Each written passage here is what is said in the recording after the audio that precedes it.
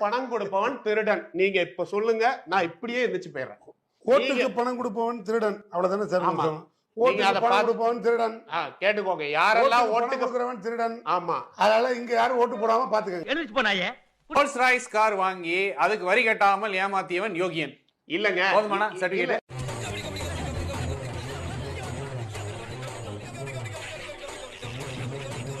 4998 பேர் அப்படின்னு. ஏன்னா இத்தனை பேர் கொடுத்தாதான் உங்களுக்கு பர்மிஷன் உண்டு. 5000 பேருக்கு மேல போனா கிடையாது.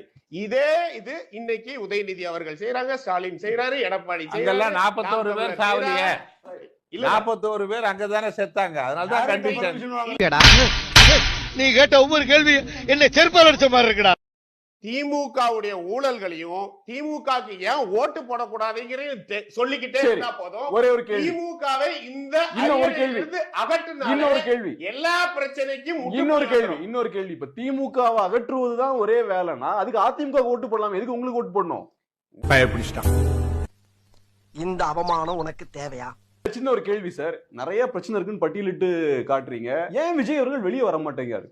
டேய், இவன் வேற என்னை ரொம்ப டார்ச்சர் பண்றான்டா. யாருக்கிட்ட பர்மிஷன் வாங்குறதுன்னா என்ன? அமெரிக்கா ட்ரம்ப் கிட்ட பர்மிஷன் வாங்க. கேட்டீங்கன்னா 2026 விஜய் வெற்றி பெற்று பனையூருக்கு முதல்வராக இருப்பார். போதுமானா?